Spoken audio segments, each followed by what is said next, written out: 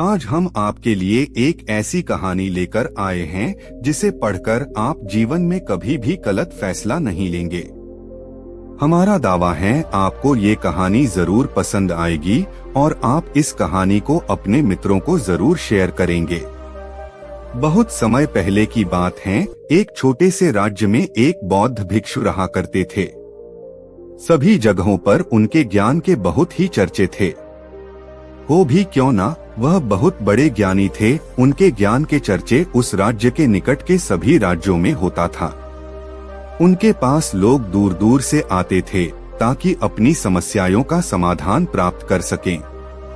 उस बौद्ध भिक्षु के पास कोई कैसी भी कठिन समस्या लेकर क्यों न आए, वह समस्या का समाधान जरूर करते थे। जब भी कोई व्यक्ति अपनी समस्या लेकर उनके पास जाता, वह उस समस्या को बड़े ही ध्यान से सुनते और उसी में लीन हो जाते जैसे उनकी वह खुद की समस्या हो। समस्या में लीन होते और कुछ देर के लिए अपनी आंखें बंद करते और समस्या के बारे में अच्छे से सोच विचार करते और उसके बाद उसका सही समाधान निकालते।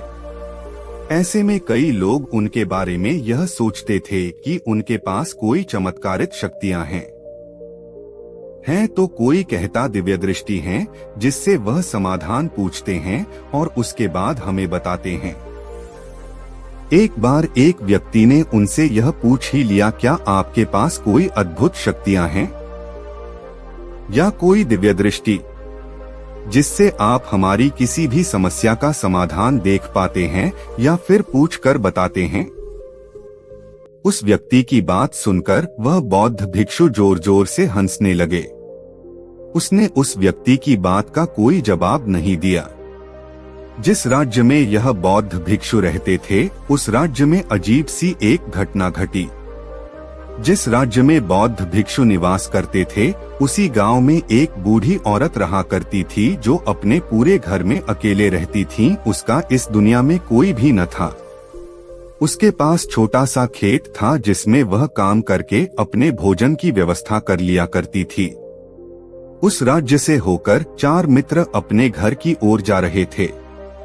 वे लोग अलग अलग गांव के रहने वाले थे, लेकिन एक साथ काम करने की वजह से मित्र बन गए थे। वे लोग एक साल से दूसरे गांव में काम करके पैसे इकट्ठा करके अब अपने घर जा रहे थे। यह बात बहुत पुराने जमाने की है, जब कार, बसें या रिक्शा नहीं हुआ करते थे।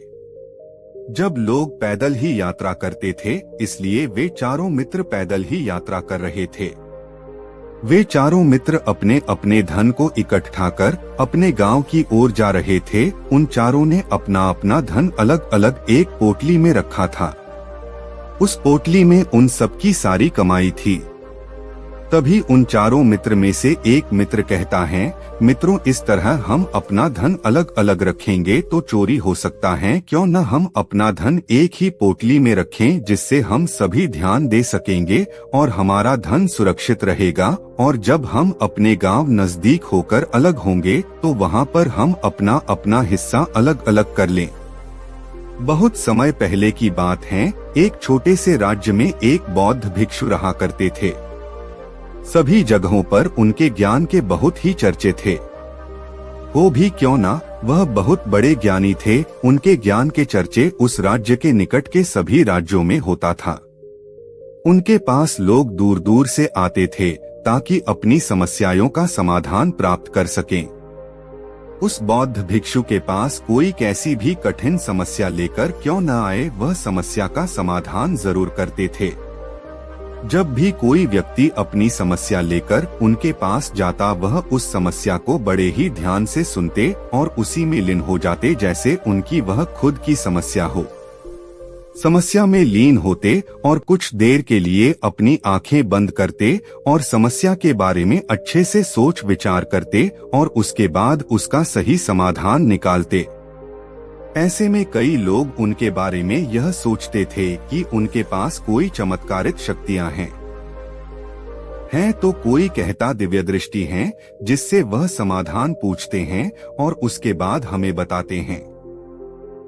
एक बार एक व्यक्ति ने उनसे यह पूछ ही लिया, क्या आपके पास कोई अद्भुत शक्तियां हैं या कोई दिव्य दृष्टि जिससे आप हमारी किसी भी समस्या का समाधान देख पाते हैं या फिर पूछ कर बताते हैं। उस व्यक्ति की बात सुनकर वह बौद्ध भिक्षु जोर जोर से हंसने लगे। उसने उस व्यक्ति की बात का कोई जवाब नहीं दिया। जिस राज्य में यह बौद्ध भिक्षु रहते थे, उस राज्य में अजीब सी एक घटना घटी। जिस राज्य में बौद्ध भिक्षु निवास करते थे, उसी गांव में एक बूढ़ी औरत रहा करती थी जो अपने पूरे घर में अकेले रहती थी। उसका इस दुनिया में कोई भी न था। उसके पास छोटा सा खेत था जिसमें वह काम करके अपने भोजन की व्यवस्था कर लिया करती थी। उस राज्य से होकर 4 मित्र अपने घर की ओर जा रहे थे। वे लोग अलग अलग गांव के रहने वाले थे, लेकिन एक साथ काम करने की वजह से मित्र बन गए थे। वे लोग 1 साल से दूसरे गांव में काम करके पैसे इकट्ठा करके अब अपने घर जा रहे थे। यह बात बहुत पुराने जमाने की है, जब कार, बसें या रिक्शा नहीं हुआ करते थे। जब लोग पैदल ही यात्रा करते थे, इसलिए वे चारों मित्र पैदल ही यात्रा कर रहे थे। वे चारों मित्र अपने अपने धन को इकट्ठा कर अपने गांव की ओर जा रहे थे। उन चारों ने अपना अपना धन अलग